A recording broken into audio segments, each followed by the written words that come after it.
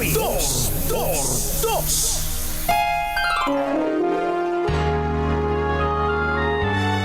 Kauna-unahan sa Pilipinas. Manila Broadcasting Company. DZRH. Member, kapisanan ng mga broadcaster ng Pilipinas. Member KBP, oras! Eksakto en punto.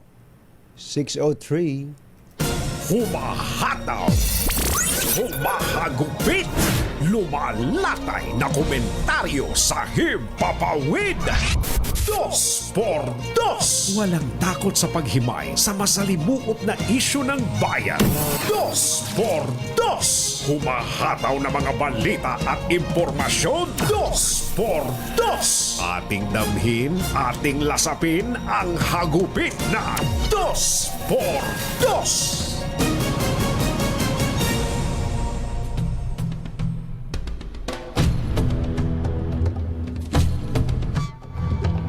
Ang paghahangad daw po ng publiko sa pagbabago at lumalagong kamalayan sa mga kasalukuyang isyu sa bayan ay nag-ambag sa resulta ng katatapos na eleksyon, lalo na po sa hanay ng ilang senatorial candidates na nabigong makapasok sa pre-election surveys, ngunit pasok sa Magic 12.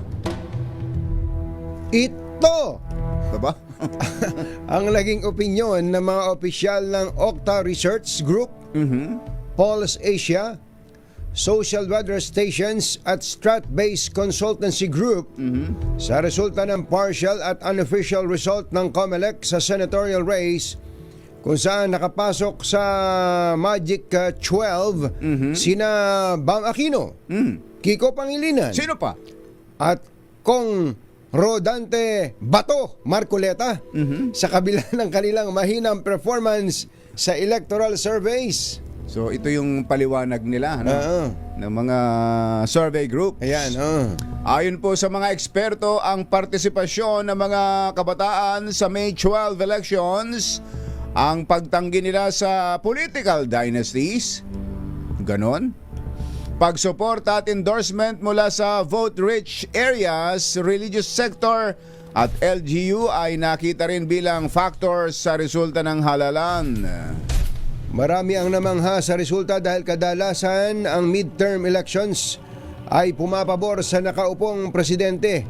Ngunit kabaligtaran ngayon ang nangyari dahil nabawasan ang political influence ng Pangulong Marcos matapos na 5 lamang mula sa 11 kandidato nito ang nakapasok sa Magic 12.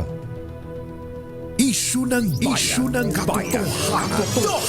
Dos por dos. Pag maitim ang balak, magtago ka na. Dos por dos. Si Jerry at si Anthony, narito na. Dos por dos. Hahataw ng todo, urado ka. Dos por dos. Ang katotohanan, dala nila. Dos por dos. Walang sinasamba pali, maniwala ka. Dos por dos. Hataw ng husto, tol, umasa ka. Dos por dos. Dos por dos.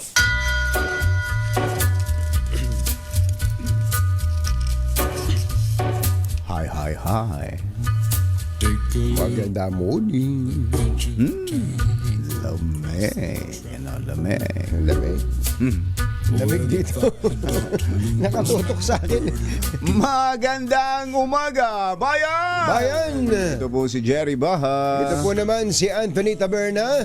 Muli pong sumasa inyo ang 2x2 sa umagang ito ng Friday! Yahoo! Kamusta kayo mga textmates, mga text partners, mga kapamilya, kapuso, kapatid, kabarkada, mga kapitbahay? Kumusta How po? are ya?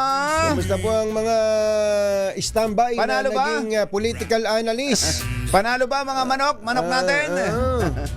Narinig mo ba, kumbachero, yung mga analysis ngayon? Bakit ba nanalo si ganito? Lahat ngayon. Nakaw, ultimo mga... Si paring Ray lang dito may sariling analysis. Parang Talaga. dumami Ganun talaga. Oo. Dumami naman ang mga political analyst sa panahon na to. Sigurado. Kaya ganito yan. Oo, kaya kaya wala ganyan sa survey pero pumasok. Ganito ginawa Ganito yan. Oo, yan. Ganito yan. Ganito yan. Oo. Ito ang nangyari dyan. Ayan. oo. Pagkagaling. At syempre, yung mga survey groups, may sarili ding analysis. May mga palusot. Paliwanag. May mga paliwanag. Talagang kanya-kanya yan. Kanya lang. Pero wala nang masyado akong narinig kong batcher na yung mga nadaya. Nadaya. Hindi siguro nahiya na rin Medyo nahiya na rin. Meron pa rin mangilan-ngilan. Mangilan-ngilan pero hindi na katulad dati. Dati, matik Matik dati. Ngayon yung pag natalo nadaya. Wala na, hindi na masyado. So gas-gas na yung dahilan na yon. Mukhang marami hong pwedeng ibigay na dahilan, lalo na ho sa panig ng administrasyon. Dito ho pero hindi naman dapat na malungkot ang mga taga-administrasyon dahil tabla naman Tabla naman kung titingnan natin, lima sa administrasyon. Sino-sino yung mga nasa sa administrasyon? Si Erwin Tulfo. Si Ping Lacson. Tito Soto. Pia Cayetano. Ayan. At Camille Villar Duterte. Ayun, doon lang hindi natin masyadong Hindi, pero in fairness, hanggang sa huling araw ng kampanya ng alyansa, kasama sinisigaw ang pangalang Camille Villar. Ayan, Yung isa lang, si Manang lang ang hindi kasama. Si Manang talaga ang wala na sa alyansa. So ilan 'yon? Lima. So 5. Tapos kasi parang Marcos Duterte yan Marcos Duterte. Sa Duterte, meron din silang 5. Nandiyan si Bongo. Bato de la Rosa. Ayan. Rodante Marcoleta. Ayan. Sino ba? Teka. Tingnan natin. Aimee. Dahil si Aimee, doon naman talaga. Aimee Marcos. So, kung ano yun? Ilan na yun? 1, 2, 3, 4 na yung nabanggit ko, no? Hindi pala. Si Lito Lapid, di natin nabanggit kanina. So yun ang pang-5 talaga. Yun ang pang-5 talaga dun sa administrasyon. So si Camille ay ibinibilang pang-anim kung tutusin. Sana, pero parang hap-hap. Parang hap-hap. Parang kanin lang doon sa harap ng ABS-CBN yan. Kalahating kanin, kalahating ulam. So kung tutusin, parang 5-5. 5-5. Tapos 2 bago. Dalawang bago. Yang si Bam Aquino at Kiko Pangilinan. Bagong luma. Bagong luma. Ibig sabihin hindi galing sa Duterte o Marcos. Hindi galing sa Marcos. Yun. Pero siyempre, kung ikaw ang nasa administrasyon, masakit yan. Masakit ito. Diretso yun na natin. Masakit ito. Masakit yan. Kasi normally, ang midterm elections po, mga kababayan, overwhelming majority ang laging panalo ng administrasyon. Kasi sukatan yan ng kung gaano pa ka lakas ang impluwensya ng administrasyon. Hindi ba kaya nga ang sinasabi nila kapag midterm elections, kaya overwhelming majority ang nakukuha, nasa iyo resources. Ang pera nasa iyo. Ang totoo, nagagamit mo pati ang gobyerno sa pangangampanya. Totoo yun. Isang kakukuha niyan kung ikaw ay walang gobyerno, wala kang sinasandalang gobyerno. Totoo yun. Kaya nga, lalo na doon sa mga lugar na alam na kayang-kayang isway sa pamamagitan ng impluensya ang mga botante. Lalo na diyan sa Mindanao, particular doon sa BARM. Yan ang isang masyadong tinututukan ngayon kung Batchero. Kumbaga parang sa pag-analisa ng maraming nag-a-analyze kung ano nangyari sa administrasyon, sa mga kandidato ng administrasyon para maghanap ng glaring example, pumupunta dyan sa BARM, kumbachero. Tinitingnan yung naging resulta ng eleksyon na dati-dati kung ang administrasyon ang nasusunod diyan sa particular na bahagi na yan ng ating bansa. Pero hindi pa ba nila natatanggap, kumbatsero, na itong ang eleksyon na to ay extraordinary? Extraordinary in the sense na lahat ng mga pwede nating sabihing reference nung nakaraan, yung historical reference, hindi mo pwedeng gamitin lahat ngayon dahil nga doon sa pag-aresto kay dating Pangulong Rodrigo Duterte. Ayan. Naalala nyo, mula po nung naaresto ang dating Pangulo nung March 11, lahat po ng mga pre-election survey, as in buong Mindanao, may nakakasingit lang na pa isa-isa. Si Erwin Tulfo lang nakakasingit sa nadadagdag sa mga survey. Magic 12 saka si Willie Revillame. Pero the rest, kumbatsero, puro PDP laban yun. Wala nga si Bam Aquino, number 16 nga si Bam Aquino doon sa survey eh. Kaya nga Pero ang point doon, hindi talaga pwedeng sabihin, dati yan eh. Dati pagka midterm election, ang BARM sa administrasyon o yung ARMM, hindi na. Kaya yung mga taga-PDP laban, magpasalamat kayo sa administrasyon dahil hinuli si dating Pangulong Duterte. Kasi kung hindi hinuli si dating Pangulong Duterte, baka pupwit-pwit si Bato de la Rosa, baka pupwit-pwit si Aimee Marcos, baka si Dante Marcoleta pupwit-pwit din. Ngayon, so mangyayari ngayon, ang magsisisihan sila rin. Tutuntunin ngayon. Bakit nyo kasi pinahuli? Yun na. Hindi, actually, bakit kayo pumayag? Yun nga yung point kong batsero. Yung dapat pasalamatan ng mga nabanggit kong tao, except kay Bongo, talagang dati namang winnable yun eh. Yung tatlong binanggit ko, yun eh, laging nakahawak sa buntot yun eh. Pero yun ang dapat nilang pasalamatan. Manang, pasalamatan mo yung kapatid mo. Kaya ka nanalo. Kaya nga, pero yung extraordinary situation na yan, nangyayari yan, kumbatsero, sa mga lugar na talagang may kalayaan sa pagboto. Yung bang sinusunod ng mga tao, yung kung kanino yung kanilang talagang gustong iboto. Sa mga lugar na ito, sa kasaysayan, hindi ho botante ang nangyayari. Alam natin yan. May mga lugar ho sa atin dito sa Pilipinas, lalo na dyan sa Mindanao, na ang nasusunod ay kung sino yung LGUs, kung sino yung leader do sa kanilang lugar. Alam yan ng mga taga-administrasyon dyan, lalo na yung mga nagpatakbo ng kampanya. Kaya ayon sa ating bubuit, sumasideline na naman, kumbatsero, sa 2x2 ang bubuit ni Lacaydeo. Mukhang kinapos ng abot. Sila kay nagsisisihan ngayon. Nako po, takot-takot na sisihan na nangyayari ngayon diyan sa administrasyon. Mukhang hinahanapan nila ngayon si campaign manager. Si campaign manager Toby Chanco, at pinupuntirya din, kumbatsero, itong si Lagdameo. Narinig ko nga yung binasang dossier ni Kuya Angelo kanina. Sabi ko, kanino kaya galing to? Meron ba? May binasa ba buo, si kompleto. Talaga? Detalyado, parang column feed eh. Ganon. Pero kung i-analyze mo talaga, sa kasaysayan ng eleksyon sa Pilipinas, ngayon lang nangyari na malayang nakaboto ng kanilang gustong iboto ang mga taga Mindanao, lalo na ang mga taga BARM. Kasuspe-suspecha talaga yan. Merong nagkulang dyan. Meron talagang dapat na matutunan. Yun lang naman. Kung yung sisihan tapos na kumbatsero, wala na dapat yung sisihan. Meron dapat matutunan, at ang administrasyon meron dapat na malaman at ma-realize sa pangyayaring ito. Anthony Taveras sa DZRH. Beno, ang tunggak na oras. Binabati pala natin ng happy birthday. Si Kuya Bong Cuevas. Uy! Birthday mo pala, wala ka malang kakibo-kibo. Tama tayo dyan. Kuya Bong. Kuya Bong Cuevas. Kumusta ba dyan sa Palayan? Sa Palayan. Uy, nanalo yung anak niya, walang lumaban eh. Sino ba naman? Sino ba naman ang magtatangkang lumaban? Ang ganda ng Palayan ngayon, kumbatsero. Maraming mga improvement dyan sa Palayan City. Yan. Dati puro palay lang yan. Kaya nga marami nang gustong lumipat at manirahan dyan. Sa Palayan. Nakita mo Cagayan City. nakita mo yung housing project diyan? Oo. Para ka nasa BGC. Kaya nga eh. Para ka nasa BGC. Iba po ang ganda po diyan.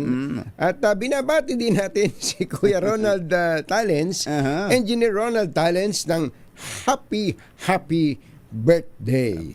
Oras po natin, Achi, Ahya, Mr. Jalom Tang, Lakyam Chapchit Hun, 6:17 ng umaga. ACS Balita.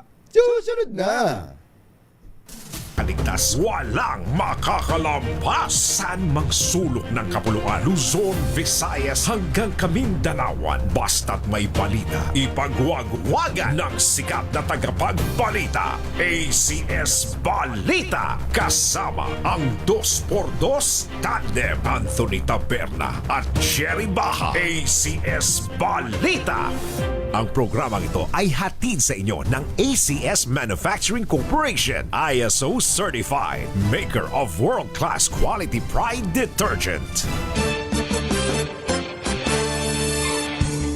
Araw ng Wednesday, May 14, 2025. Narito na po ang ulo ng ating ACS Balita.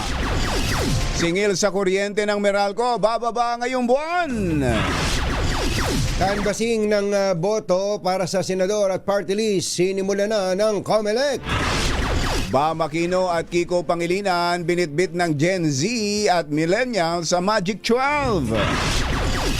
MMDA nakakolekta na higit 6 na toneladang basura sa Metro Manila matapos ang eleksyon. Ang dami. Drainage repair sa Taft Buendia sisimula na bukas ng DPWH. Tatagal ng hanggang sa buwan ng Agosto. Sanggol na isinilid sa sako at iniwan sa sementeryo sa Masbate na rescue ng mga residente. Magandang umaga Luzon, Visayas, Mindanao. Good morning Philippines. Hello world. Kami po ang inyong mga tagapaghatid balita. Ito po si Anthony Taberna. Ito po si Jerry Baha. At ito ang ACS Balita. 6:24 ang ating oras. Kuha nga tayo ng update kaagad, kumpatsero, sa COMELEC. Kay Chairman mismo. Chairman? Kumustahin natin. Gising na ba si Chairman? Ay, talaga naman. Wala, hindi na yata natutulog eh. Kaya laging gising. 24 oras. Parang balita. Hindi natutulog ang balita. Chairman George Garcia, magandang morning. Magandang morning, Katolik Jerry, sa mga kababayan natin. Magandang morning din po. Uy, ang ganda ng lugar ninyo ah. Nasa Manila Hotel kayo ah. Opo, nandito po sa Manila Hotel, dito sa canvassing venue po natin. Kaya pala. At opo, magsisimula na po kasi muli tayo maya-maya ng konti. Chairman, yung boses nyo. Opo. Talaga pong ganyan, Katolik Jerry. Tulog manok lang, tulog manok. Tulog manok Oo, lang. yun ang totoo yan. Pagkakulang ka sa tulog, isa sa mga tinatamaan. Boses ka agad. Yung, boses. Tapos nandiyan ka pa sa malamig na lugar. Oo, malamig yan. Talaga. So, malamig yan. Chairman, siguro overall assessment muna ninyo sa buong nangyaring halalan natin. Anong general assessment ng COMELEC? At Tonjing Jerry, una muna maganda siguro, hindi ko muna tatapusin yung pagbibigay ng assessment sapagkat siyempre ongoing pa po yung ating canvassing. Kinakailangan kung naging mabilis ang halalan, naging mabilis ang resulta, kinakailangan naman maging mabilis din yung canvassing natin at hindi ito nadidelay. So medyo ayaw muna natin magbigay ng kabuuan ng ating assessment. Pero ganito po, may isang bagay na dapat tayong pinag-iisipan na lalong-lalo na po yung ating mga ginagalang na mga mambabatas. Alam niyo po, noong 2022 elections, Tonjing Jerry, ang ating pumputante ay 66 million. Dito pong 2025 election, ito po ay 68 million, 431,965. Alam nyo po, pagdating ng 2028, ang ating po magiging botante 70 to 71 million. Ang pagboto po natin sa ating mga paaralang elementary school, public schools, kaliliit ng classrooms, siyempre po yan ay classrooms, hindi naman natin, kung hindi classrooms yan, ng ating mga chikiting, yung ating po mga elementary school students. And therefore, lumiliit, lumadami ang populasyon ng mga voting population, tapos ang ating pong pagboto laging mayo dahil nakalagay yan sa ating saligang batas.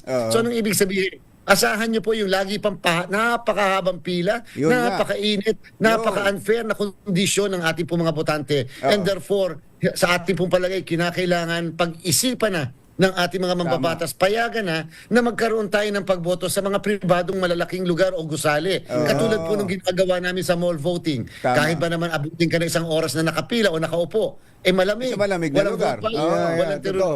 Actually, Chairman, sa assessment na tinatanong ko po kanina, doon lang sa parte ng pagboto. Kasi sa pagbilang, automated na yan eh. May sistema na tayo dyan. Yun pong karaniwan laging yung experience ng ating mga botante na nagiging dahilan kung bakit yung iba ayaw nang bumoto. Yung hirap. paghahanap pa lang ng pangalan. Yung hirap sa buong proseso ng pagboto. Pag-akyat. Kasi Ay, pag grabe. andong ka na sa ako inorasan ko yun sa aking kumbatsero, less than 5 minutes. Yung pagboto mula mismo. nung Nung nakapasok ka na. Makapasok na ako hanggang sa makaboto ako at maisubo ko dun sa ACM, wala pang 5 minuto, Chairman eh. Napakabilis. Pero yung pila nga bago ka makarating sa loob. yun kaya sabi ko meron tayong mga dapat ng baguhin o idagdag na may mga lesson. Sabagay itong mga lesson na to matagal nang itinuro sa atin ito ng mga nakaraang eleksyon. Ikaw, Chairman, bukod do sa dagdagan ang mga lugar, hindi lang sa mga public schools gamitin ang gamiting mga polling precincts, ano pa ho yung pwede nating i-inject na mga pagbabago? Siyempre po, Katunying Jerry, sa bandang uli, ang pinaka-sentro ng lahat, budget.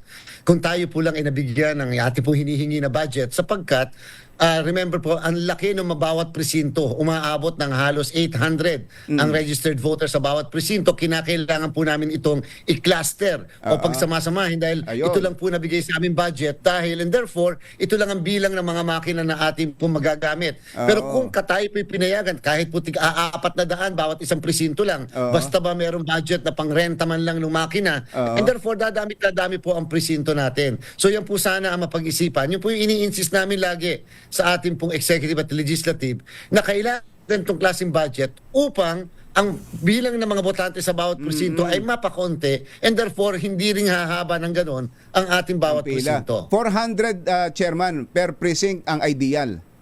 Dapat po, yan ang pinaka-ideal. Kita nyo po, pagka-barangay SK, hindi ganun kahaba ang pila. Kasi 400 lang po more or less ang kanila pong bilang eh. Pero pagka po automated, dahil walang kulang sa budget, pagsasama-samahin mo, dahil kinakailangan itugma mo na lang yan sa bilang ng kaya mong marentahan o mabili, kung bibili ka man, ng mismong makina. Nag-time and motion naman na kayo dun eh, no? Kung 400, swak na swak lang sa dun sa haba ng oras, yung na pwedeng bumoto 7 to 7, di ba?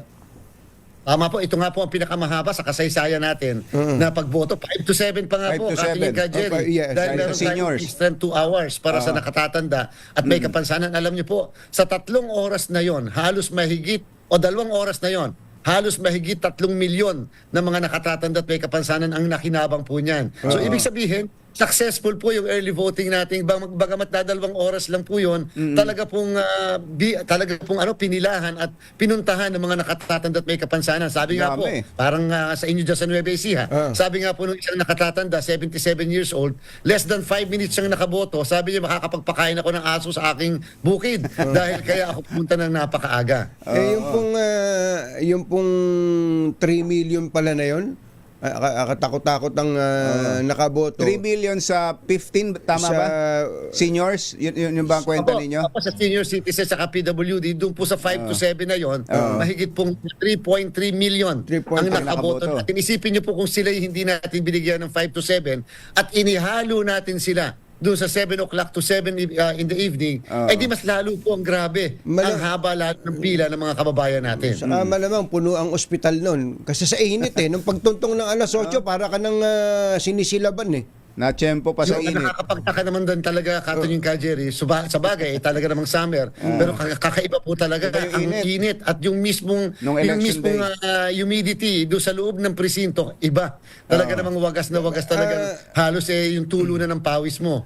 Chairman, bago lang yung ibang tanong ni Kumbachero, isisingit ko lang, meron na pong proposal sa House of Representatives, nakapasa na nga, sa Senado lang hindi nakapasa, na magkaroon po ng early voting, hindi yung early voting sa araw ng eleksyon, early voting para sa mga seniors and PWDs. PWDs, meaning days ahead. Okay, si Kumbachero nga, ang proposal one Yung day, one day, yung before, bisperas, yung bisperas, pabotohin na sila. Para bagang go ahead po. Opo, Kating, sa atin po galing yung mismong proposal na yun na Ganun ba? pinapose po natin sa ating kongreso. Ganun. Ang gusto po talaga natin, Katunying, ay 1 linggo bago mag-eleksyon. Para pong local absentee voting, yung pang sa inyo, Yes. sa miyembro ng media. So 1 linggo na makakaboto, siyempre kakailanganin mo ng separate na budget yun dahil siyempre merong separate na grupo ng teachers at saka siyempre magbibigay ka ng honoraria, yung mga gamit separate din. Pero so what po? Ang importante makaboto sila ng maaga.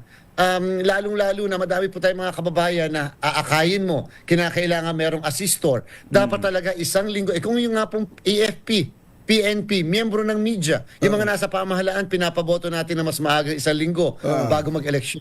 Yung nakatatanda, may kapansanan, nagdadalang tao, pabotohin na rin po natin ng mas maaga. Naipasa sa House, sana po talaga sa susunod maipasa na rin po kahit sa ating Senado. Saka siguro kung isusulong na talaga sa pagpasok ng bagong kongreso yan, Chairman, manawala si Chairman. Ayun.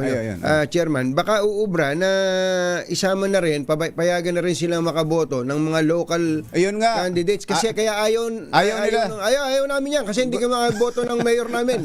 Gusto nila bumoto sa local, Chairman. Aba, ang problem po kasi pagka doon sa local, pero pagka yung pinopropose natin na pagboto ng mga nakatatandang mas maaga, wala pong problema yon, national at local makakaboto po sila. yun Pero pala. sa local, yun naman po yun ang proposal din. Kasi siyempre doon pa rin sila boboto sa paaralan o doon sa isang gusali at kung saan nandun din sa barangay nila. Yun, Doon lang po sa ating, alam na local absentee voting katulad ng mga miyembro ng media.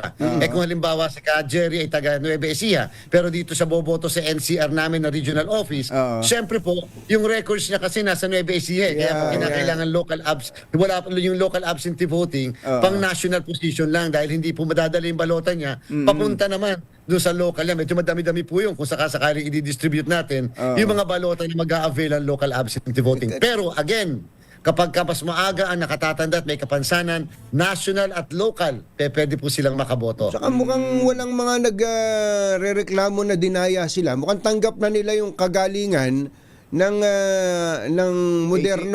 modernong pagboto at pagbibilang ng boto, Chairman. Ang tanong ko lang, total naman tanggap na natin ng modern technology. Baka pwede namang online na rin ang botohan. Alam niyo po, yun nga yung isang ipopropose din natin. Sana rin, kung hindi man payagan ng early voting hours o law sa ating po mga nakatatanda at may kapansanan, kahit man lang po online voting. Alam niyo po, ang ganda ng internet voting po na first time po ito. Ayan pala, Sabi nga nung buong mundo, yung lahat ng mga observers natin. Kaya sila rin pumunta rito at kaya nila gustong makita. Sapagkat wala po sila sa kanila. Kahit nga po Japan na advance na wala silang internet voting. So ibig sabihin po, baka sa mga darating na panahon, pwede na rin makonsider. Isipin niyo po kung si nanay, si tatay, si lolo, si lola, hindi na pupunta sa presinto kung hindi nasa bahay na lang sila boboto gamit ang laptop, cellphone, at iPad. Yung mga yan po ay pagkagagaling na gumamit po Ay, ng mga sinabi mo pa. Sinabi nyo pa. Laging ang nakababad sa YouTube. At nangungomentaryo nga ho Nangungomentaryo. May mga sariling analysis sila sa pangyayari ho ngayon. Okay. Chairman, yan hong mga makinang yan ay renta lang ho natin, ano? Ito, babalik na po natin yan pagkatapos po nito. Bagamat meron po tayong 7,000 na i-retain sapagkat yung 7,000 ay gagamitin naman natin sa Bangsamoro parliamentary elections. At kung hindi po naalalaan ng ating mga kababayan, habang kami po'y naghahanda sa ating pong national local elections, sabay po namin pinaghahandaan din yung ating pong Bangsamoro parliamentary elections sa October 13 naman ito. At yung barangay and SK elections na naman natin ng December 1. May mga question ho dyan sa Miro, dyan sa machine na yan. Nananalo, Chairman. Oo, at salamat daw po sa Miro, sabi ni Congressman Egay Rizal. Pero alam niyo po, Katunying Jerry, sa bandang huli po, yung mga makina na ganito, yung technology, ito'y nagpapabilis ng ating pong pagboto. Ang pinaka-importante pa rin, kredibilidad. Kahit naman po anong makina yan, kahit naman po anong kumpanya yan yung kredibilidad pa rin ang halalan. Pag hindi po kasi pinaniwalaan ng mga kababayan natin yung mismong outcome ng eleksyon, so what kung pagkabilis-bilis ng resulta? So what kung napaka-accurate naman dapat? Pero kung wala pong tiwala ang sambayanan, baliwala rin po ang klase ng teknolohiya na ginagamit natin. Batiin na ba kayo ni Congressman Egay? Ay, wala naman po. Wala naman po tayo friendly to all, enemy to none. Wala po yan. At sa matter of principle po, ang ating usapan. Tama po yan. Meron po siyang pinapaniwalaan. Meron din po tayong pinapaniwalaan. Para sa labayan po ang lahat ng yan. Doon ho sa mga lugar na may ano ba 'yon, may mga disqualification, paano ho ba mangyayari? Hindi sila pwedeng iproklama? Yung may Meron mga po pending kaming issue cases na 20 na mga pension ng kanilang proklamasyon. Nanalo po yung iba yata dyan, pero hindi po sila proklama hanggat hindi nare-resolve ng COMELEC yung mga pending disqualification na sa kanya. Halimbawa dyan sa Marikina, meron po kami in-issue ng order to suspend proclamation. Halimbawa po dyan sa Aurora, governor yata yun at congressman ay hindi rin natin pinaproklama kung sakaling nanalo. So yan po ay opsyon ng COMELEC, lalo pat meritorious o mabigat yung kasong kanilang kinakaharap. Pero Chairman, halimbawa yung sa Albay, yung Governor Rosal, mukhang yun ang apparently siya yung nanalo. Siya yung nanalo, oo. Oo. Hindi ba si Governor Rosal ay may kaso na sa Supreme Court? Parang may ruling na ang Supreme Court, may perpetual disqualification pa nga na accessory penalty eh. Actually po ay kami ay may desisyon na siya po ay disqualified. Subalit kaya po siya na proklama ay at hindi kami nag-issue ng order to suspend proclamation ay sapagkat Katunying Kajeri na TRO po kasi ang COMELEC ng ating Korte Suprema.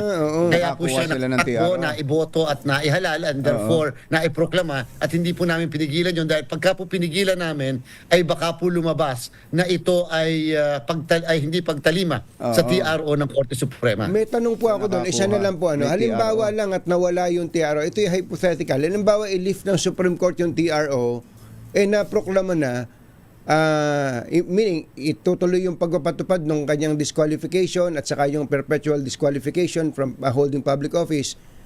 Sino ang uupo? Alam niyo po, napakagandang question.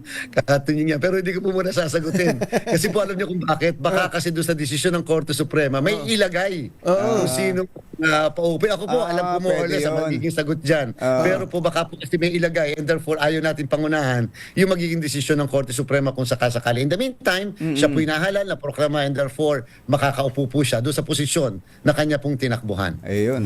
Ako rin, meron din akong tanong ka rin. Hindi, meron din akong alam na sagot doon, kumpatsero. Sige. Ayoko na munang pangunahan. Chairman, maraming salamat. Salamat po. Medyo magpapahinga din kayo. Sabi nagsabi, dagdagan nyo tulog manok nyo para pagdating ng proclamation, pogi-pogi pa rin. Thank you. Maraming salamat po. Mabuhay po kayong dalawa. Chairman George Garcia, COMELEC. ACS Balita. Alas 6:40. Walang balitang makakalampas saan mang sulok ng kapuluan. ACS Balita! ACS Balita! Ang programang ito ay hatid sa inyo ng ACS Manufacturing Corporation, ISO Certified, maker ng world-class quality Pride detergent. Hi! Maganda morning. Anong araw today, kumbatsero? Today is Laundry Day, Pride Day! Yuhuu! At pag Laundry Day, Friday, all you need is Pride washing machine detergent. May triple stain away formula, katanggalang makapit, madikit, malupit na dumit matcha, kaya easy ang labada.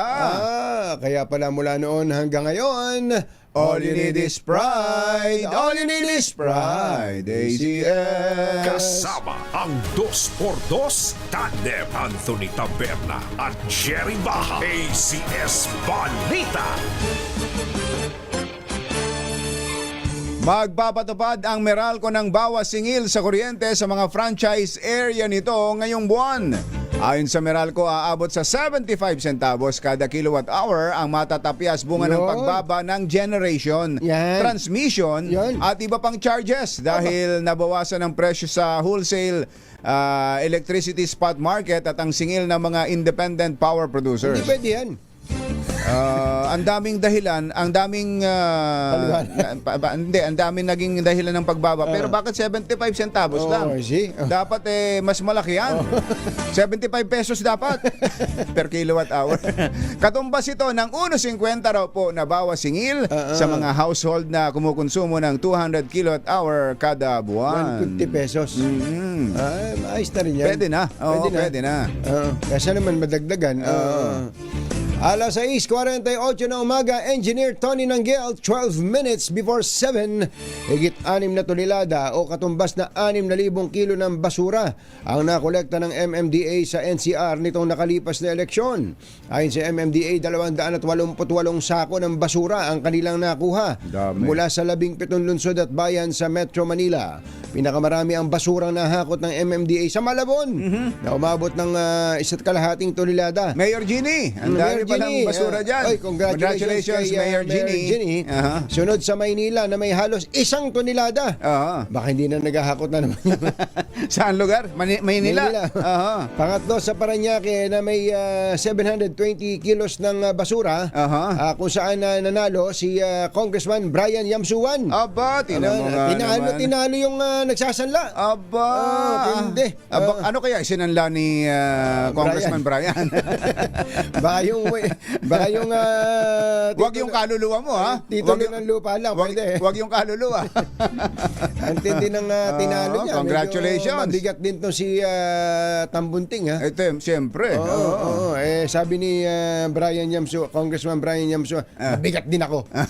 Talaga. Oo. Nauna lang nanawagan ng environmental advocacy group na Eco-Waste Coalition para sa basura-free na eleksyon ngayong taon. Ayun. Diyan kaya sa Navotas, wala raw bang masyadong basurang nahakot doon? Walang, O hindi nabanggit, ano? nabanggit. Ayan, Walang Ate Pearly Dimla. Ayan. Ay, Ate Pearly, kumusta ka na? Wala raw masyadong basura diyan sa inyo. Wala ba tayong- kasabay ng kanyang pag-congratulates kay Congressman Toby Chanco, Ayun. tsaka kay Mayor John Ray Chanco, tsaka kay Vice Mayor Tito Sanchez. Ayun. Atsuhin pala niya yung vice mayor dyan. Si Mayor Tito Tito Sanchez. Ayan. Wala ba tayong kikiam diyan? Oo, Kikam. Saka yung meron si Ate Perly dati. Yung parang nilupak eh. Nilopak. Nilupak, Oo, talaga. Sarap Sabi yan. siguro nitong naisip niyo pa yun? Samantala, nagsilbing game changer daw po ang mga kabataan sa katatapos na eleksyon. Ito ang paniniwala ng Parish Pastoral Council for Responsible Voting kasunod ng pagkapanalo ni na dating Senador Bam Aquino at Kiko Pangilinan na nakakuha, hindi lang nanalo, nakakuha pa ng mataas na ranking. Ayon kay Ana De Villa Singson, PPCRV National Communications Director, hindi siya na sorpresa matapos na pumasok sa Magic 12 ng winning senatorial candidates ang dalawang nagbabalik na senador. Ganito rin ang nakita ni National Citizens Movement for Free Election o NAMFREL Secretary General Eric Alvia at iginiit na malaking faktor ang pagsuporta ng Gen Z at Millennials kina Aquino at Pangilinan. Nakatulong din na anya ng husto ang pag-endorso sa kanila ni Leni Robredo na mayroon na ring mga solid supporters noon pang panahon ng presidential elections. Totoo naman. Totoo naman yun. Siguro nakinig sila kahapon sa analysis natin. Kaya gano'n na rin. Gano'n na rin. Basta tama naman talaga. Yun naman talaga. Yung binabanggit natin, 63% ng botante ay millennials saka Gen Z. At saka totoo rin yung sinabi ni yan yung hindi madidiktahan ng Duterte o ng Marcos. Yung magulang nga nila hindi sinusunod eh. Hindi totoo, di ba? Sabi nga nung isang nung nanay nung mag-post ka ng Mother's Day, kotakot-takot, kahaba-haba. Hindi ka man lang kita mautusan ngayon. Kaya nga, yung magulang hindi mautusan yung anak eh. Paano pa mautusan ng kung sino yan? Kaya yung isa pa kong batsero, ito dapat ding sabi nga ni Nova Villa, yung nagsalita. Sino Nova Villa ba? Sino ba Villa? Si Ana. Si Ana De Villa Singson. De Villa Singson. Totoo po yun. Pag tiningnan mo yung boto nung Leni Robredo nung 2022, solid yun. Hanggang ngayon, as in very visible sila sa mga social media the past 3 years, kumbachero. Totoo yan. Andyan pa rin yan. Andyan yan. At nagmamasid lang habang nagbabangayan ang mga Duterte at mga Marcos. Totoo. Naghihintay sila na magkamali kayo. Binabati nga rin po pala natin si Resty Di Quiros ng Unit 8 dyan sa Naga. Dahil sa malakas na iyak na rescue ng mga residente ang isang sanggol na babae na inilagay sa loob ng isang sako at iniwan sa gilid ng nicho sa sementeryo sa bayan ng Kataingan, Masbate. Nakikita po sa video na ibinahagi sa FB page Kietots 2.0 ang ginawang pag-rescue ng mga residente doon sa sanggol. Yan, kumbatsero, na pinangalanan nilang Blessy at ngayon nasa mabuting kalagayan.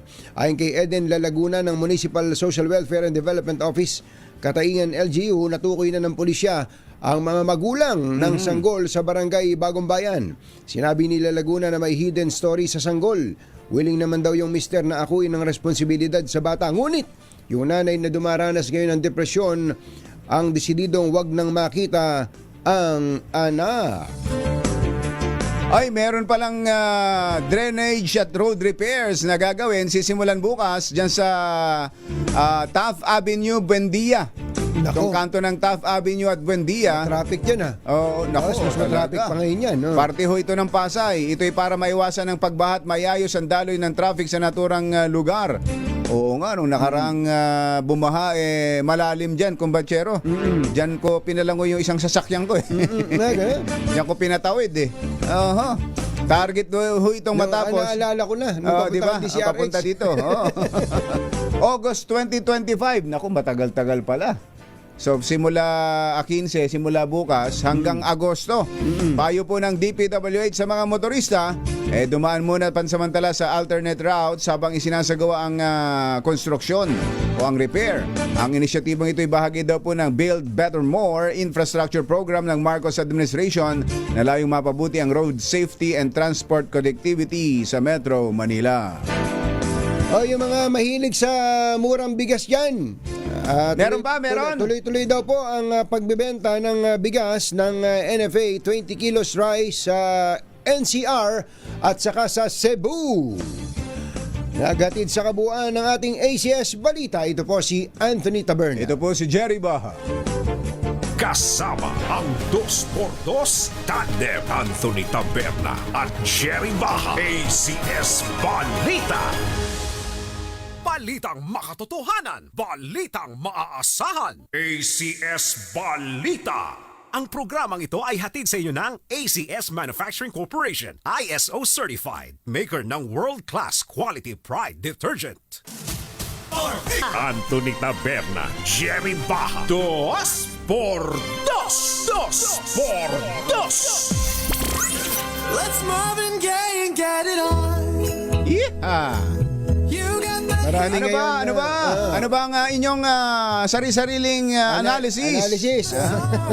Ano ba ang inyong Marvin Gaye. opinion? Ang inyong obserbasyon? Bakit nagkaganito? Ayan. Ano man yan, pumabor man yan sa inyong posisyon o kontra sa inyong expectations, siguradong tatagal na mga ilang araw pa yan bago matapos ang usapan. Matapos ang mga huntahan sa ganyan. Ang totoo nun, kumbatsero, dumami na yung mga nakausap mo na nagsabi sa akin na yan, matagal ko na sinasabi yan. Magna-number 2 yan, Makino na yan. Ganon ha? Yan, hula ko yan. Si Kiko, number 5 talaga yan. May kausap nga ako kahapon habang nagkakape kami. Hindi ba sinabi ko sa'yo? Sinabi ba na? Wala naman sinasabi. Wala naman ako maalala. Mas matindi sasabihin sa'yo mulat-mula naman, Makino ako Yung kausap ko kahapon, sinabi niya, di ba sinabi ko sa'yo, magna-number 6 si Marcoleta? Ano ngayon? Ano sakto, ngayon? sabi niya sakto. Sa inisip ko tuloy, meron ba sinabi sa akin ito? Sinabi ko na, para na lang matapos na yung usapan. Sigurado, ganyan din ang tagpo sa inyong lugar, sa inyong bahay, sa inyong mga kapitbahay. Saan man kayo, sa gym, kung mga nag-gym, mga habang hindi ka makabuhat dahil sa huntahan. Lalapitan ka pa. yung panga ang lumalaki. Ay, nako. At sa iba-iba pang mga lugar. Pero kayo naman dyan, baliban doon sa ilang lugar na nagkaroon ng harangan, barilan, may tuturing pa rin naman na talagang mapayapa maayos. itong katatapos ng eleksyon natin. Pero- At iba talaga yung yung automated kumbachero. Bilis no? Oo. Iba talaga yung tsansa ng magic, yung tsansa ng makaisip pa ng ibang pamamaraan, yung mga natatalo, nababawasan. Nabawasan o kaya nawawala na talaga. Nawawalan sila ng tsansa. Pero ngayon, kumbatsero, marami tayong naririnig na ang pinaghahandaan na ayan 2028 elections. Pwede ba magpahinga muna tayo? Yun nga, Oo baka muna. pwede. Mariosep naman. Namnamin- Away na naman yan eh. Oo, namnamin diba? muna natin kumbatsero. Kung totoo, alimbawa, at sana nga'y totoo na nagising na ang ating mga kababayan, Na- na natuto na ang ating mga kababayan, naging matalino na sa pagboto, tinanggap ang pera, at tapos binoto ang Porsyonada. porsyonada. Napakaganda po niyan. Enjoy muna natin Enjoy ito. natin Tsaka na yan. muna natin pag-usapan yan. Sino kaya ang, Magkita-kita muna tayo sa mga restaurant, sa mga mall. Gastusin muna natin yung kinita natin. Yung mga naabutan diyan ng hanggang 10,000. Grabe. Doon pala sa Nueva Ecija ang nangyari pala diyan kumbatsero genere. Paano? Nagabot yung kabila, nagabot. Dinoble nung Dinoble kabila. na kabila. Kaya lang sabi, apat kayo Oo. ba't ganito lang? Ganun? Oo. Para sa iyo lang to. Oo. So, ito lang ay iboboto ko. Ito lang iboboto ko. Itong dalawa rito, hindi na. Dito naman sa kabila, yan. Matalino. Para parehas. Matalino. Oo. Kaya pala ganun ang nangyari. Tuso. Tuso. Ang gusto nung nagbibigay, ito pang-apat na yan. Oo, parang kumbaga lump sum, package. Package yan ha. Oo. Sabi siguro, hindi pwede yan. Hindi pwede yan. Oo. Apat yung share ko lang ko Para sa inyo lang yan. Sabi nung hindi mo na kami kailangan sigurado na kami. Ang importante itong dalawa dito sa inyong lugar. Hindi pwede. Hindi na lang yung kabila na lang ang Kawawa naman yung kabila. kawawa naman. Nagbigay din naman sa amin. Kabilaan pala. Mario Joseph. Pero dinadaan lang ho natin sa biro yan, mga kababayan. Isang sitwasyong Malungkot yan. Nakakalungkot. Sa totoo lang. Ibig sabihin kung yung ganyang kalaking perang lumalabas sa bulsa ng mga politiko, naniniwala ba kayong pababayaan lang nilang yan lumabas ng ganun lang? Mga businessmen din Ang tawag ko dyan kailangan may ROI, may return of investment. Hindi po pwedeng ganun-ganun na lang yan. At hindi papayag ang mga yan na ang ROI nila 20% lang. Hindi. Hindi pwede. Ano? Bale? Bale. 20% lang? Hello. Kaya Yung mga nagbayad sa mga botante at tinanggap mo nyo naman yung bayad. Kayong mga botante. Tapos magrereklamo kayo. Bakit ganyan? Ba't na ganito ang nangyari? Tumingin kayo sa salamin. Sabihin nyo, sino ka? Bakit ba ganito buhay natin? Dahil din sa ating sarili. Ganun ho yan. Kaya yung mga Gen Z, millennials na sinasabing nagbigay ng bagong nagbigay nitong ibang kakaibang landscape na ito, lalo na sa national, itong sa mga senador, baka pwedeng ganyan na rin ang gawin natin sa lokal. Sa lokal, patunayan nating mas lamang na ang mga Gen Z and millennials, pati sa lokal. Especially sa lokal. Especially sa dahil lokal. yan ang nakasalamuha ng ating mga kababayan. Just like they say in the song. Kauna-unahan sa Pilipinas. Manila Broadcasting Company. DZRH. Member, kapisanan ng mga broadcaster ng Pilipinas. Member KBP, oras. Kapopoy! 4 na minuto na makalipas ang 7 ng umaga. Balitang bagong-bago. Balitang dapat alam mo. Balitang magdadagdag ng talino. Dahil bagong impormasyon. Makibalita. Unang-una sa DZRH. Pangunahing balita. Kasama ang 2x2 tandem nina Anthony Taberna at Jerry Baha.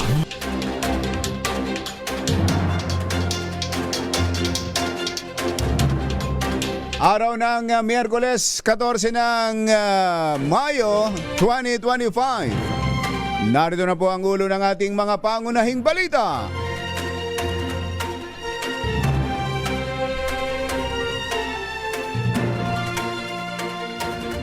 Pangulong Bongbong Marcos tanggap na ang resulta ng eleksyon.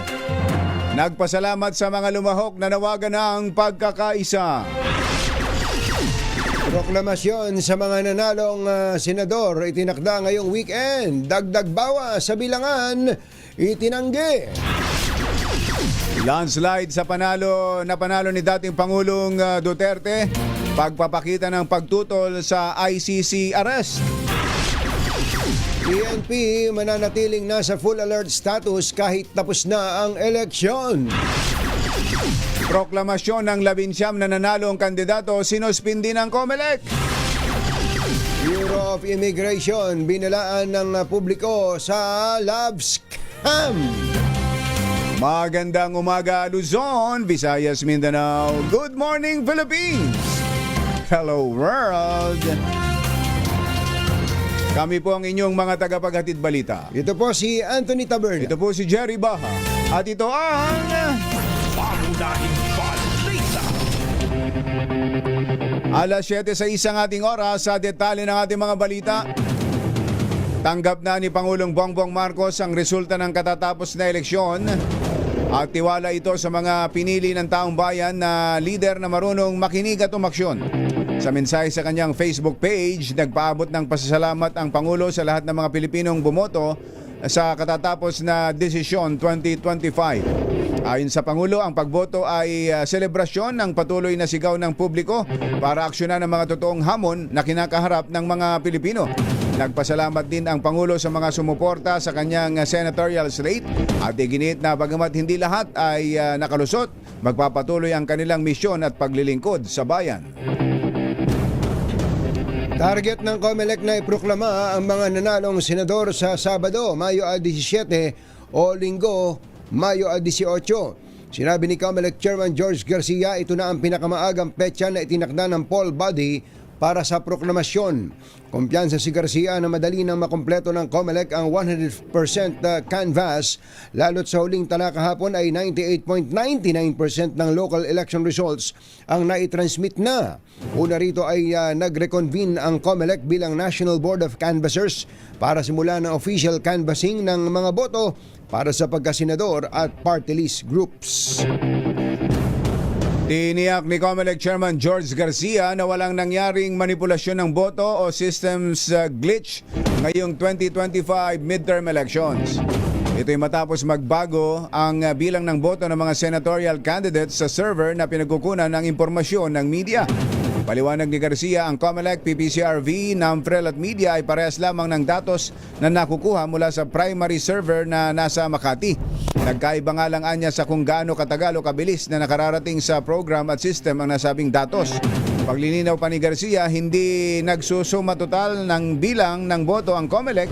Ang nilalabas lamang nila ay ang real-time na datos at kung ang media ay nag-ulat ng ibang datos, posibleng ito kasi ang lumabas sa kanilang sariling server at hindi sa COMELEC. Nilinaw po ng Octa Research Group na ang aktual na resulta ng eleksyon ay hindi kayang hulaan o i-predict ng mga isinasagawang poll survey dahil hindi ito bolang kristal. Ang paglilinaw ay ginawa ni Octa Research Fellow Ranjit Rai kasunod ng hindi inaasahang partial results ng katatapos na eleksyon sa bansa kung saan pumasok sina Bam Aquino, Kiko Pangilinan at Rodante Marcoleta sa Magic 12 kahit hindi naman sila pumapasok sa mga survey. Ayon kay Rai, ang survey ay snapshot o maliit na larawan lamang ng isang partikular na oras kung kailan isinasagawa ang survey. Yung sa bagay, pagka tinatanong ka daw sa survey, kung ngayon gagawin ang eleksyon. Ayun, oo. Kung ngayon ang eleksyon. hindi pa naman talaga Eh, noon. hindi pa naman noon. Kaya nga, survey. O, sige, pinapatawad ko na kayo. Paliwanag naman ni SWS Chairman Emeritus Mahar Mangahas, ang resulta ng eleksyon ay patunay lamang ng kasabihang Walang katotohanang hindi nabubunyag. hindi yan. Hindi ba yun? Akala ko yun. Hindi yan. Ay patunay lamang ng kasabihang honesty is the best pal. Akala ko time is gold. hindi. Ito pala. Anything can change. Ayun. Yun pala. Kala ko honesty is the best pal. 10 minuto makalipas. Baka sabihin ni John Bailo, uy, paano na yung paborito ko? Ano yung paborito mo? No ID, no entry. Alas 7:10 ang ating oras. Naniniwala naman ang legal counsel ni dating Pangulong Rodrigo Duterte na ang resulta ng eleksyon ay nagpapakita na hindi kayang mapatahimik ng Administrasyong Marcos ang dating Pangulo. Ito'y matapos manalo nga bilang alkalde ng Davao si Mayor Digong. Ayon kay British-Israeli lawyer Nicholas Kaufman, abogado ni Duterte sa International Criminal Court, ang mataas na bilang ng botong nakuha ni Digong ay sumasalamin. Naging political analyst. Oo nga, Ano kinalaman niya sa eleksyon natin? Nakialam pa dito, ano? Ay sumasalamin sa pagnanais ng mga ito na makabalik siya sa Pilipinas at tutol sila na burahin ng Marcos administration ang iniwan nitong legacy. Matatanda ang nakadetine ngayon sa The Hague, Netherlands ang dating Pangulo dahil sa kasong crime against humanity. Inangguluhan na ng politika nitong si Kaufman yung kanyang litigation, depensa. Tingnan mo nga naman, Magaling din naman si Kaufman. Dami na namin political analyst dito. Huwag ka nang dumagdag. Pagbutihin mo yung kaso dyan. Yan, abogado yan. Mga justices ang kausap mo dyan. 7:11 ng umaga, nananatiling nasa full alert status ang PNP habang nagpapatuloy ang canvassing ng mga boto at proklamasyon ng mga nanalong kandidato. Ayon kay PNP Chief Romel Francisco Marbil, ang kanilang patuloy na pagbabantay ay para sa kaayusan hanggang sa formal na pagtatapos ng electoral process. Samantala, masaya na ibinalita ni Marbil na sa pangkalahatan ay naging mapayapa ang eleksyon matapos ang pagsasara ng botohan noong Lunes. Hindi pa may poproklama ang 19 na kandidatong may nakabinbing disqualification case kahit nakakuha sila ng mataas na boto, kabilang na si Marikina Mayor Marcelino Marcy Teodoro. Pero congressman yung tinakbuhan nito, di ba? Nanalo siya.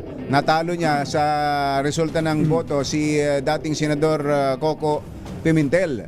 Layo eh. Layo. Wala sa kalahati. Wala. Ayon po sa COMELEC, Anbank matapos manguna bilang kinatawan nga ng unang distrito ng lungsod si Teodoro. At ito rin yung sinabi kanina ni Chairman. Alinsunod daw po sa Section 11 ng COMELEC Rules of Procedure kung saan ay maaaring ipatigil ang proklamasyon ng isang kandidato kung may malakas na ebidensya ng disqualification o kanselasyon sa kanyang kandidatura. Kailangang magpasaklolo na sa Supreme Court yan. itong si Mayor Marcy. Nagbabala ang Bureau of Immigration sa publiko laban sa mga pekeng dokumento o sulat na mula sa ahensya at humihingi ng pera sa mga tatanggap nito. Ayon kay Immigration Commissioner Joel Anthony Viado, ginagamit ng mga scammer ang ganitong klaseng liham para takutin at apurahin ang mga biktima na magpadala ng pera. Ayon kay Viado, bahagi ito ng tinatawag na love scam kung saan pinaniniwala ang biktima na ang kanilang dayuhang karelasyon na nakilala online ay naharang sa paliparan. Gaya na lamang ng mga natanggap nilang ulat na may isang peking liham na may pirma ni Viado at ipinadala sa isang babaeng Kapampangan. Laman ng liham ang babala na itigil ang pakikipag-ugnayan sa isang dayuhan kasabay ng mga banta na may kaugnayan sa Anti-Money Laundering Act. Magagaling din naman itong mga to. Paano nila nalaman na merong kataratong foreigners yun? Oo nga. Baka kilala din nila yun. Personal nilang kilala, di ba? Talaga. Oo.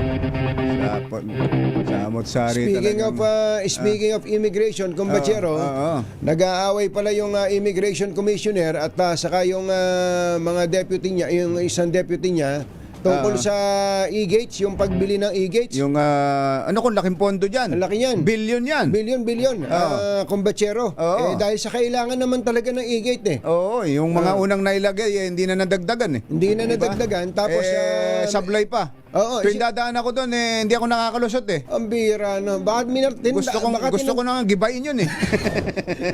Saka Matakot na. saka naman nakakita ng e-gate. Mabuti pa yung e-gate sa abroad eh. Oo. Kaya binabasa, Kilalang kilala ka? pinapadaan ako eh. Kung nakilala. Pag uuwi dito, Oo. ayaw akong padaanin. Minarkahan ka na. Titibagin ko na nga sana yun eh. Isip-isipin mo. Naalala ko lang si Miss Dana Sandoval eh. Isip-isipin mo, pagdating mo ng kung galing ka sa abroad, pagdating mo sa e-gate, hahanapan ka ng boarding pass. Kung di ba naman talaga, sabi nga ni RSA Kumbatsero nakasakay nga ng aeroplano yan Di siya, may boarding gate yan. Kaya nga. Ay, boarding gate. May boarding pass. May boarding pass yan. Ito po, mga opisyal po ng immigration, nagbababag. Ang gusto ni Biado, matapos na yung proseso ng bidding para makabili na dahil inabot na yata ng 1.5 taon Tagal na nga. yung pondo na yan. Yung mga Yung ibang grupo, isang grupo, mukhang may ibang gusto. Aba. Nagbababag sila. Ano ba yan? Away ng supplier? Kung saan kukuha? Hindi ko pa naman sana sasabihin yun. Ang sasabihin ko sana, ano yan? Away ng kickback?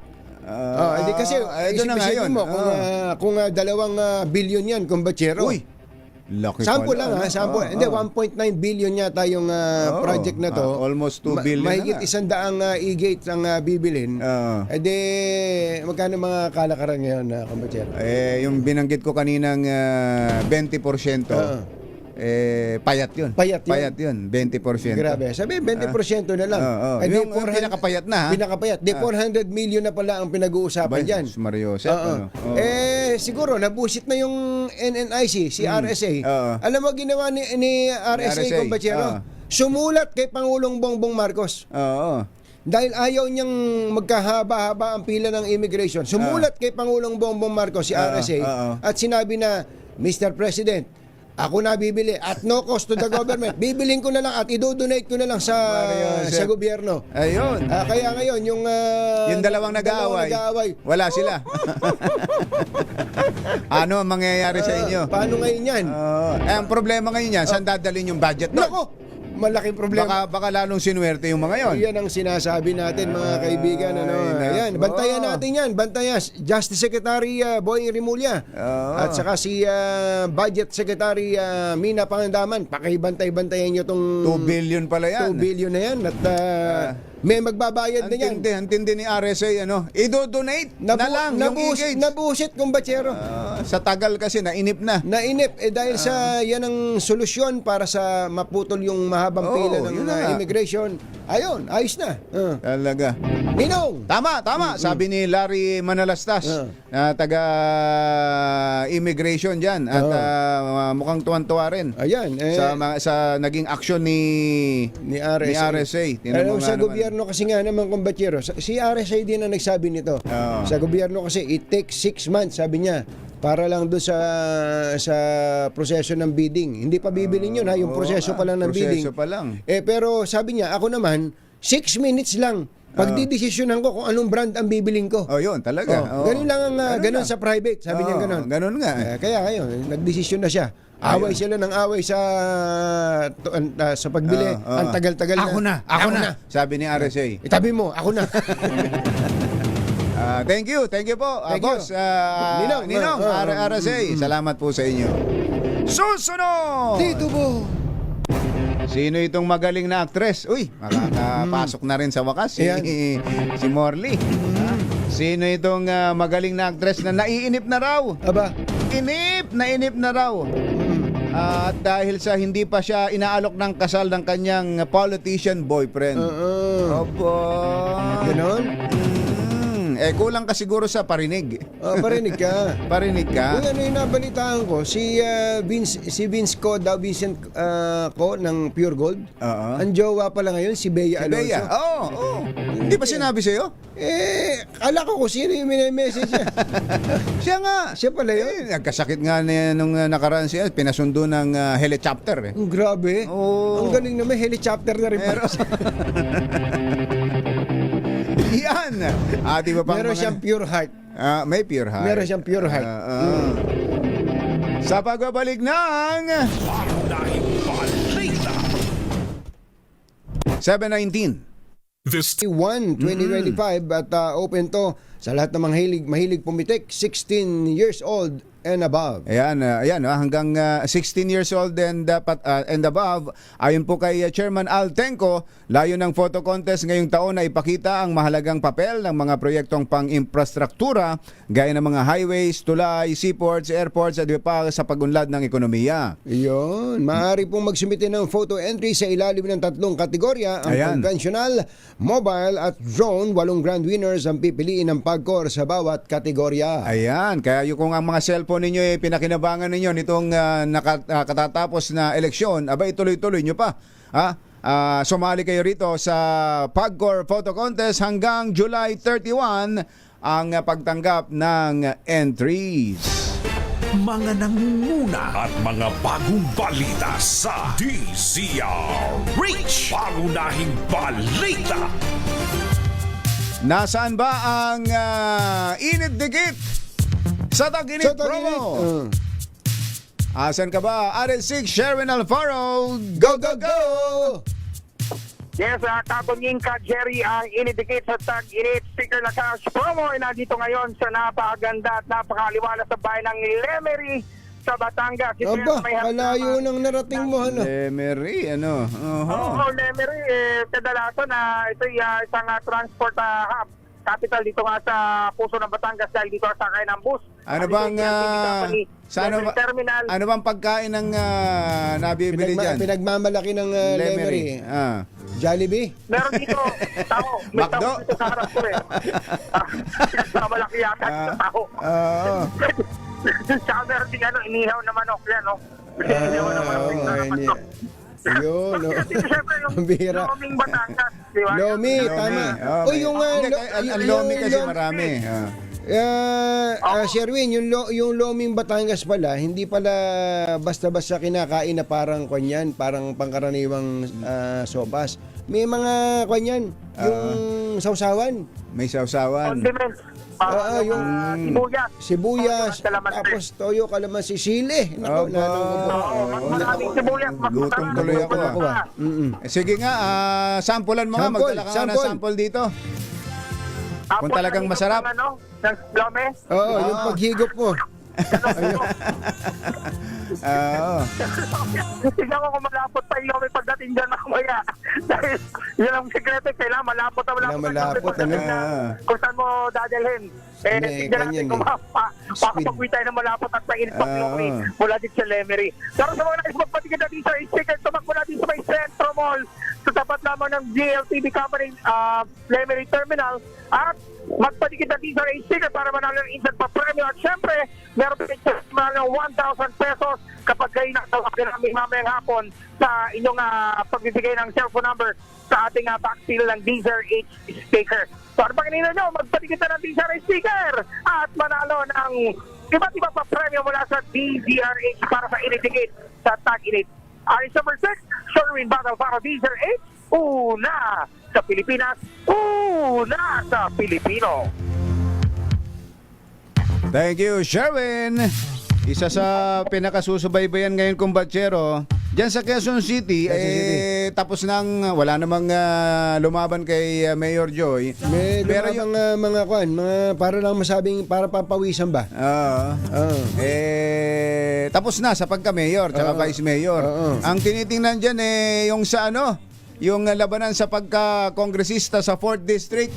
Mukhang Exciting. palitan sa lamang itong sina Bong Suntay at si Marvin Rillo. Meron na bang naproklama dyan? Kahapon less than 100 lang kumbatsero lamangan eh. May oras na lalamang si Marvin Rillo, may oras na lalamang si Bong Suntay. Bong Suntay. Pero sa latest ngayon, mukhang si Bong Suntay ang liyamado. Ito po ang boto.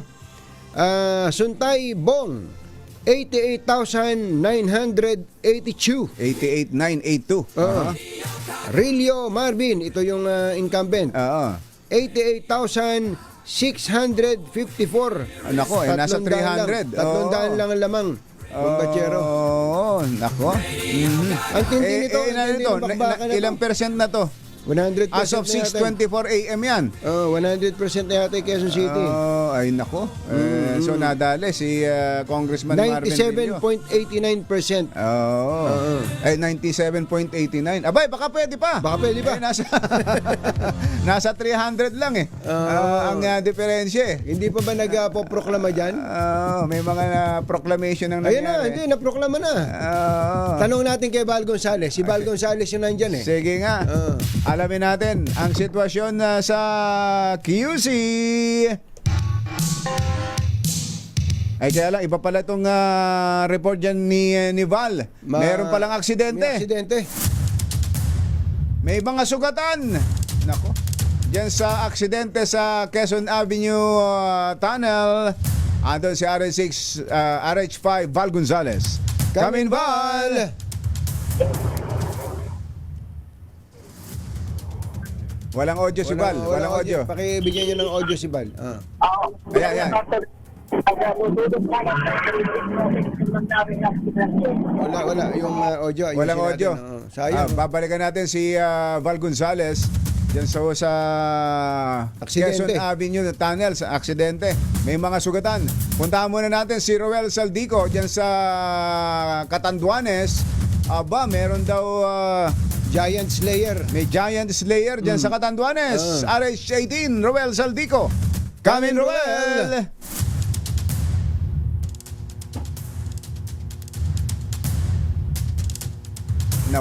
Nawala si Roel.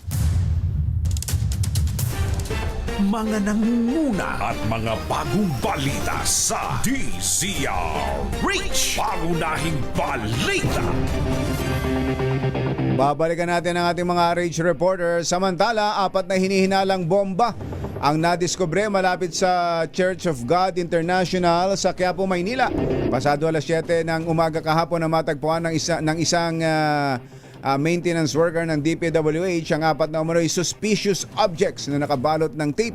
Agad namang rumesponde ang Manila Police District sa naturang lugar para mag-inspeksyon. Sa huli ay nakumpirmang hindi bomba ang mga ito at idineklara ring ligtas ang naturang lugar. Muli magsasanib puwersa ang Philippine-American troops sa gagawing military drill sa Batanes at Palawan. Ang Batanes ang pinakamalapit na lalawigan sa Taiwan habang ang Palawan naman ay nakaharap sa West Philippine Sea na sakop ng 370 km exclusive economic zone ng bansa. Gaganapin ang kamandag exercise sa Mayo 26 hanggang Hunyo 6. Lalahukan din ito ng mga miyembro ng Japan Ground Self-Defense Force, Republic of Korea Marine Corps at United Kingdom Armed Forces. Nananatiling dominant majority party ang Lakas CMD na pinamumunuan ni House Speaker Martin Romualdez. Makarang umabot sa 104 na miyembro ng partido ang nanalo sa pagkakongresista sa katatapos na eleksyon. Ayon kay Romualdez, ito ay isang boto ng kumpiyansa hindi lamang para sa mga kandidato kundi sa kind of leadership at unity na kumakatawan sa Lakas CMD. Nasa 128 miyembro ng Kongreso ang tumakbo sa iba't ibang congressional district. 104 dito ang nanalo, 79 ay re-electionist, 25 ang bago at sila'y kabilang sa bubuo ng papasok sa 20th Congress. Ginit Speaker Romualdez ang magandang performance ng Lakas CMD ay titiyak na patuloy na may susulong ang mga panukala na kailangan ni Pangulong Bongbong Marcos upang maabot ang bagong Pilipinas agenda nito. Balikan natin si RH5 Val Gonzales tungkol po sa isang aksidente dyan sa Quezon Avenue Tunnel sa QC. Val Gonzales, kami Val.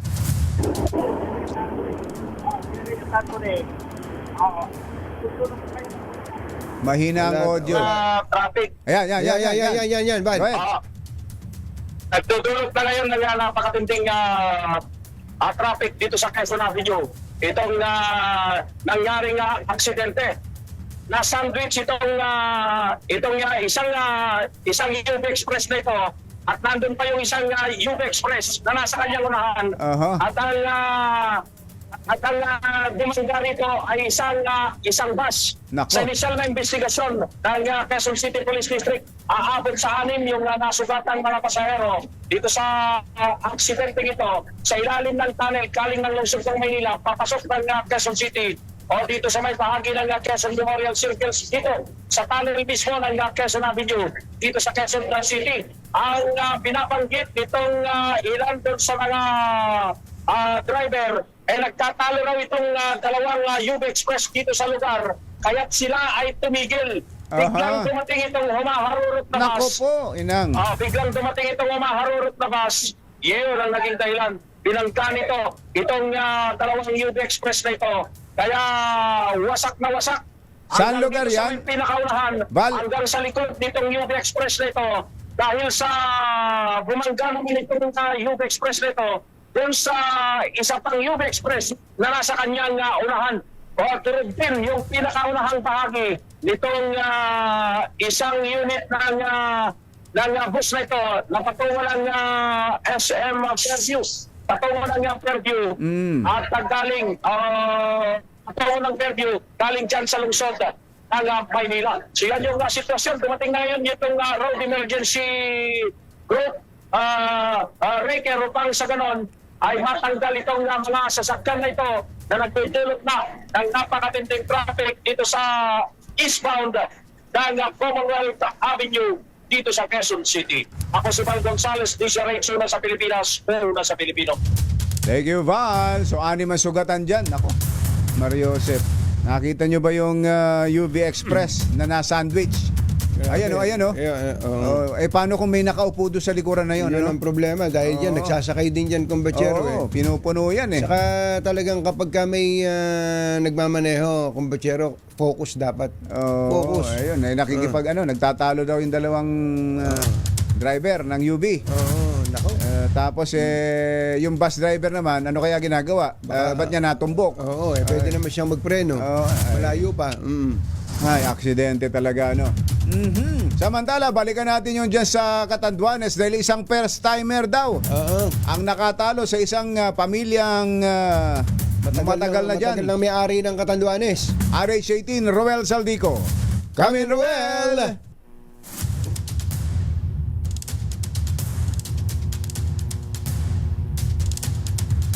Wala pa rin.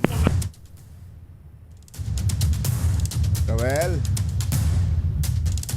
Mga nangunguna at mga bagong balita sa DZRH. Pangunahing balita. Binabati muna natin ng happy birthday si Mr. Hiro Hernandez. Ay, Aba, Hiro, si Hiro pala ang Chief of Staff dyan sa ni Secretary Benny Laguesma. Ayan, dyan sa Department of Labor, Mr. Hiro Hernandez. Happy birthday. From Public Safety College Executive Class Master in Public Service Administration. At binabati naman ni ating General Charles Calima and James Brillantes. Ayun, General Charles at Kuya James, magandang morning. Binabati naman ni ating Susan Yulo Ramos.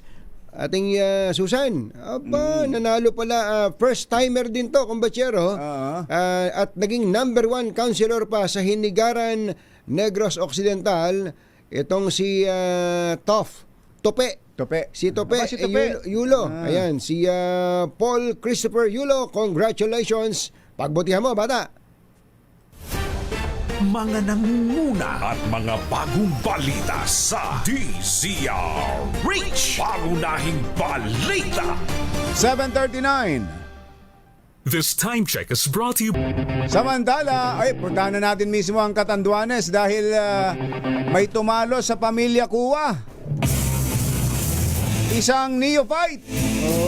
Matindi, First time nga ba sa politika itong nanalo?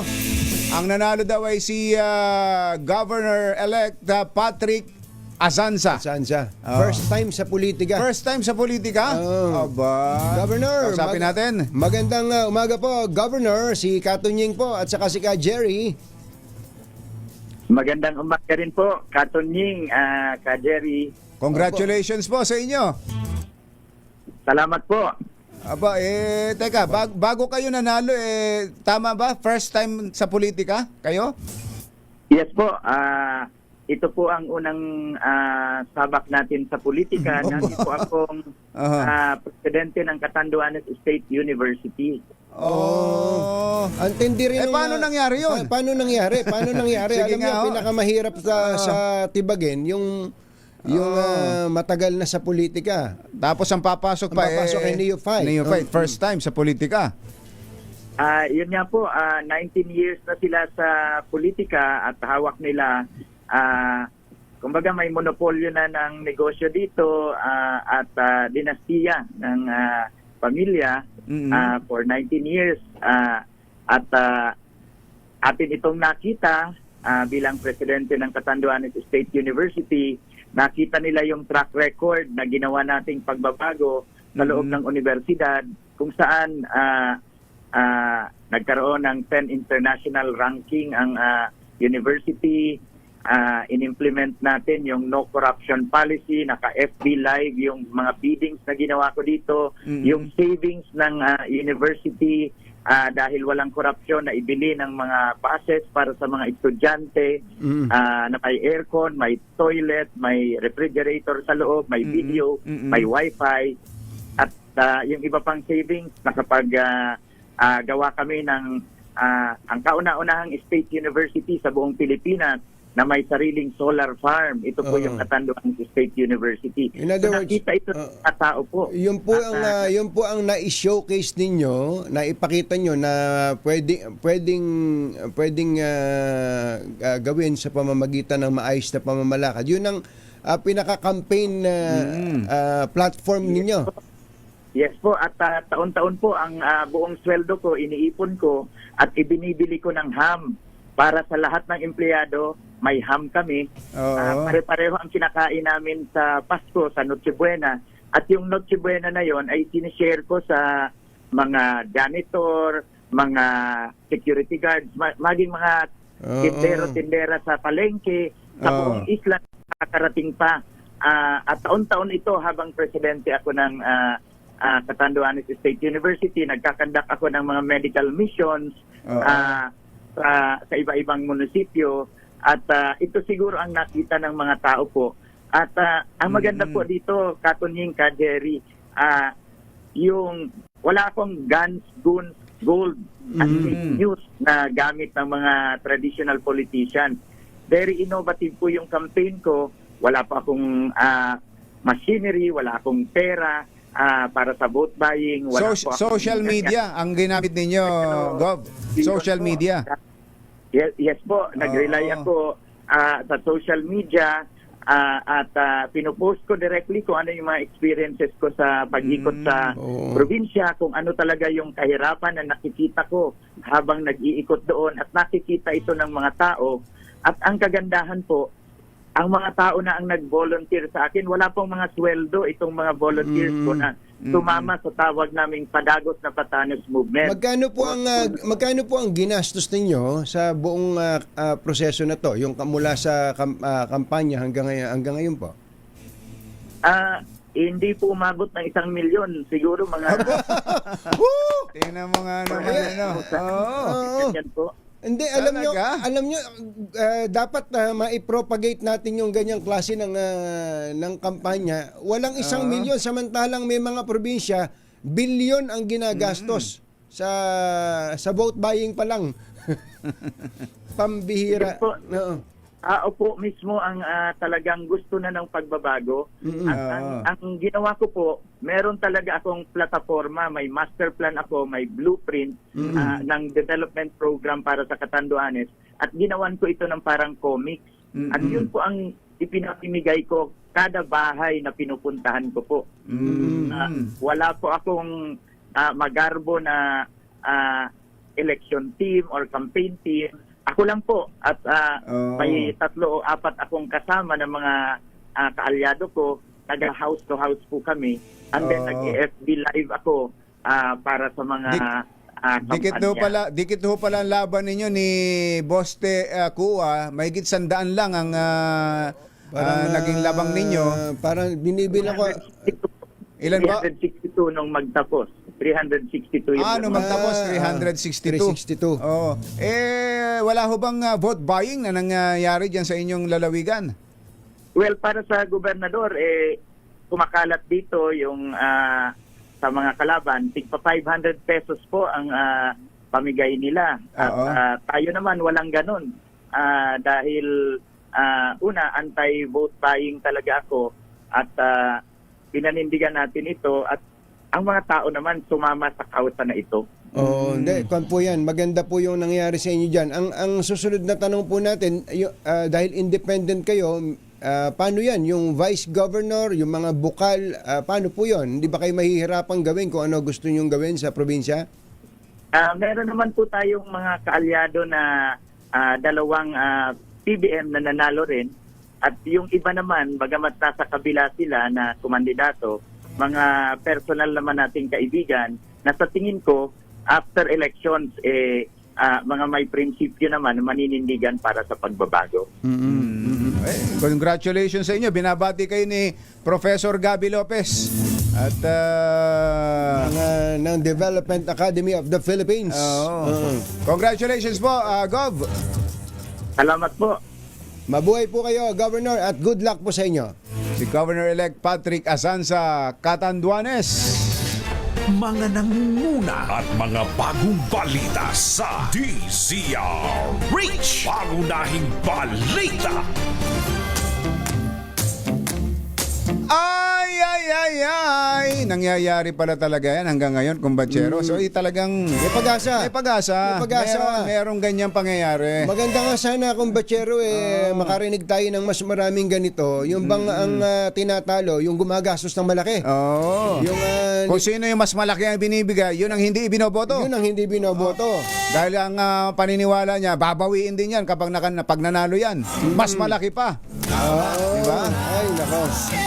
Baka may mga kailangan ng ayusin sa inyong mga bahay, ho. Buti na lang may bubong na maasahan. Gawa sa state-of-the-art technology. May aluminum na. May pintura pa. Now available na rin sa pre-painted tiles pan. Para sa eleganteng bubong na matibay na, makulay pa. Mag-cherry loam pre-painted ka na. Kaya pala daw doon sa ibang lugar, yero ang pinamigay nung kandidato. Mga kahoy at yero. Diyan daw sa Batangas. Ganon? Pero nanalo. Kumbachero. Ay, siyempre, bahay ba naman? Binigyan mo ba naman? Materials, pampaayos ng bahay. Hindi ka nangako ng magandang buhay, kundi nangako ka ng maayos na bahay. Ayun, tinan mo nga naman, Magandang umaga po kay Kuyang Boy Fabian. Baka gusto mo na mag-upgrade ng sasakyan. Subukan ang Cherry Tiggo 7 Pro Hybrid. Ang Cherry Tiggo 7 Pro Hybrid ay merong 1.5 turbocharged na makina para sa maswabing pagmamaneho. Gamit ang kanyang hybrid system na may sariling baterya, nabuboost po nito ang performance ng makina at fuel economy. At syempre, hindi mawawala sa Cherry Tiggo 7 Pro Hybrid ang Apple CarPlay at Android Auto. Meron po itong power tailgate, itong 7 Pro Hybrid sa halagang 1.1 million. Magkakaroon ka na ng bagong Cherry Tiggo 7 Pro Hybrid. Poging-pogi. Nasa picture, gwapo. Talaga Test naman. Test drive na. Tara na. Mga nangunguna at mga bagong balita sa DZRH. Pangunahing balita. Takot sa dalawang to. Kaya kung maitim ang balak, Magtago ka na. Anthony Taberna, Jerry Baja, 2 por 2. 2 por 2. Ay magandang umaga kay Engineer RJ Panaligan. Magandang morning. Magandang morning. Binabati din ni Kuyang Bong Teves si Governor-elect Patrick Asanza. Ang pagbati daw ay mula sa TGP. TGP. Subok na matibay, subok na matatag. Iba yun. TGP party list, nanalo rin yung... Ay, sigurado naman. Ay, si Pichi daw pala yung sinasabi mo. Pichi. Sabi ni Perly Dimla. Ayan. At congratulations daw kina Jomar Alonso, Mayor ng Pontevedra, Negros Occidental, at Joven Alonso, Vice Governor ng Negros Occidental. Mga kambal. Alonso Brothers. Galing, Aba, binabati kayo ni Boss Jomay Paroco na sumisigaw ng online voting. Online voting. Para sa mga seniors and PWDs. Ba't senior na ba si Boss Jomay? Hindi naman. Bira.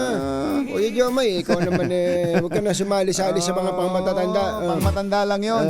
Kuya Jun Rufino, happy birthday at magandang umaga rin kay Kuya Aris Ramos. Congratulations sa mga nanalo. Congratulations. At tungkol naman sa mga natalo. Ay, thank you. At hindi kayo sumigaw na kayo'y dinaya. Saka bukod doon, kumbachero, yung mga hindi pinalad ngayon, halimbawa, you fought a good fight, hindi ka namili ng boto, Ayan, lumabang ka ng parehas, nakakuha ka pa rin naman ng boto, kaya lang hindi umabot. There's always a next time. Tandaan ninyo, marami ng mga natalo noong una na nung bumalik, ay maganda ang si Bam Aquino lang. Si Bam Aquino. Ayan, Si Bam di ba? Aquino po natalo, kagagaling po nito sa talo Dalawang talo. Talo ang senador, talo yung campaign manager siya nung Lenny Kiko. Talo si Kiko. Galing sa talo. Yeah. Ngayon po ay may nanalo. habang may buhay, may pag-asa. Yun. Habang may buhay, may pagbabago. Habang may buhay, may sino ba yun?